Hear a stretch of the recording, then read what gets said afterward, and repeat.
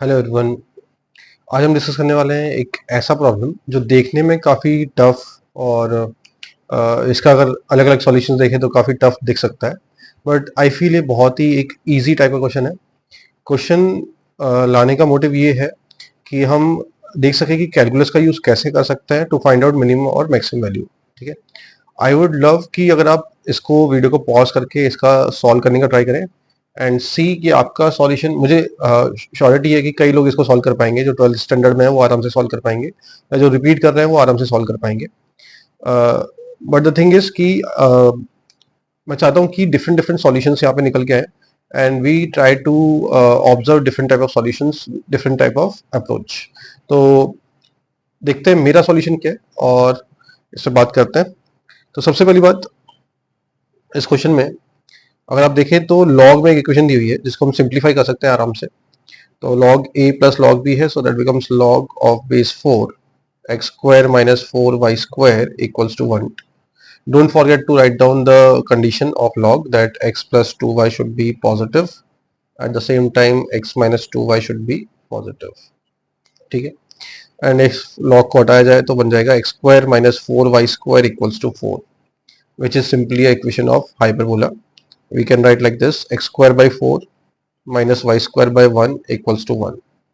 एक अच्छा सा हाइपरबोला का इक्वेशन आ गया है और हमें बताना है mod x minus mod y का मिनिमम वैल्यू। तो पहले तो मैं ये बता देता हूँ कि क्वेश्चन में बात किसकी की जा रही है। तो अगर हम देखें यहाँ पे, ये मैं डायग्राम बना रहा हूँ हाइपरबोला का, and I have drawn this hyperbola in first quadrant. ठीक है, तो सबसे पहली बात, x plus 2y greater than 0 क्या रिप्रेजेंट कर रहा है। तो ये जो हाइपरबोला है इसके दो एसिम्पटोट है। एक है x equals to 2y which can be written x minus 2y equal to 0, और दूसरा है x plus 2y equal to 0। ठीक है, तो x plus 2y greater than 0 क्या रिप्रेजेंट कर रहा है कि y should be greater than minus x by 2। मतलब ये जो एसिम्पटोट है इसके ऊपर वाला पार्ट, इसके ऊपर वाला पार्ट इस तरीके से। और x minus 2y greater than 0 क्या रिप्रेजेंट कर रहा है कि y should be lesser than x by 2। मतलब ऊपर वाली जो एसिम्पटोट है उसके नीचे वाला पार्ट। तो इस पार्ट में, इस हाइपरबोला पे कोई एक ऐसा पॉइंट है जिसके लिए mod x minus mod y क्या होना चाहिए, मिनिमम होना चाहिए। इस हाइपरबोला पे, इस ब्रांच पे एक ऐसा पॉइंट है जिस पे mod x minus mod y क्या होना चाहिए, मिनिमम होना चाहिए। तो वो हमें मिनिमम वैल्यू बताना है। तो सिंपली एक काम करते हैं कि हाइपरबोला पे पॉइंट ले लेते हैं, x को ले लेते हैं 2 sec थीटा पैरामेट्रिक फॉर्म में, और y को ले लेते हैं tan theta, 1 tan theta. Parametric form होती है a sec थीटा और b tan theta. And simply हम एक फंक्शन बना लेते हैं mod x minus mod y का, that becomes 2 sec theta minus tan theta if the point is lying in the first quadrant. ठीक है, अगर फोर्थ क्वाड्रेंट में होगा तो वो भी हम डील कर लेंगे, पहले फर्स्ट क्वाड्रेंट के बारे में डील कर लेते हैं। तो अगर हम इसको डिफरेंशिएट करें तो will get f dash theta, that would be 2 sec theta tan theta minus tan theta का हो जाएगा sec स्क्वायर थीटा। मैंने यहाँ से sec स्क्वायर थीटा को कॉमन ले लिया, that becomes 2 sin theta minus 1। हाँ, बात ऐसी है कि sec स्क्वायर थीटा 0 हो नहीं सकता, तो इसका क्रिटिकल पॉइंट हो गया sin theta equals to half. Corresponding critical point sin theta equal to half. अब sin थीटा हाफ होगा तो मिनिमा भी आ सकता है, मैक्सिमा भी आ सकता है। बात ऐसी है कि जब sin थीटा हाफ है और मैंने f ऑफ थीटा का वैल्यू निकाला sin theta equal to half पे, तो थीटा 30 डिग्री माने तो sec थीटा हो जाएगा हमारा कितना, cos थीटा हो जाएगा √3/2, sec थीटा 2/√3, तो 2 sec थीटा 4/√3 और tan थीटा 1/√3, दैट बिकम्स √3। तो ये मिनिमम है या मैक्सिमम है उसको डिसाइड करने का भी एक आसान तरीका है कि sin थीटा को मैं कुछ और वैल्यू रख के देखता हूँ, √3/2 रख लेता हूँ।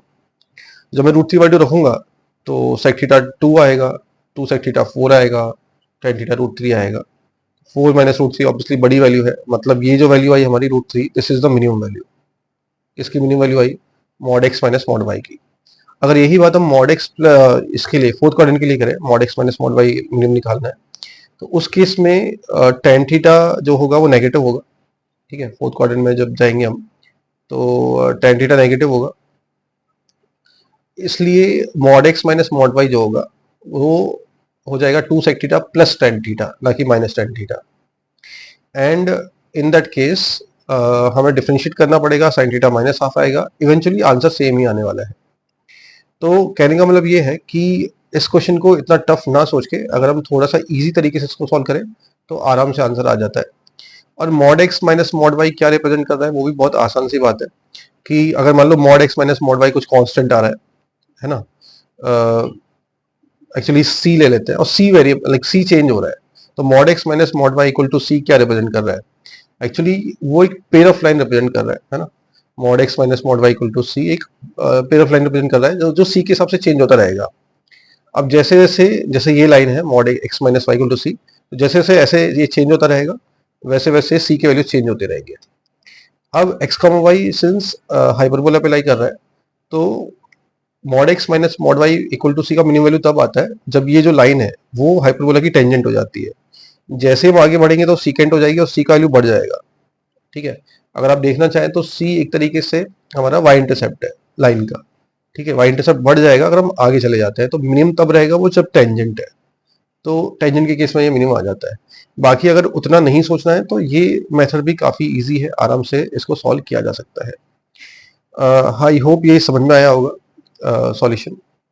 एंड मुझे लगता है कि काफ़ी स्टूडेंट का जो सॉल्यूशन होगा वो मेरे सॉल्यूशन से काफ़ी मैच करता हुआ होगा। थैंक यू और मिलेंगे अगले वीडियो में।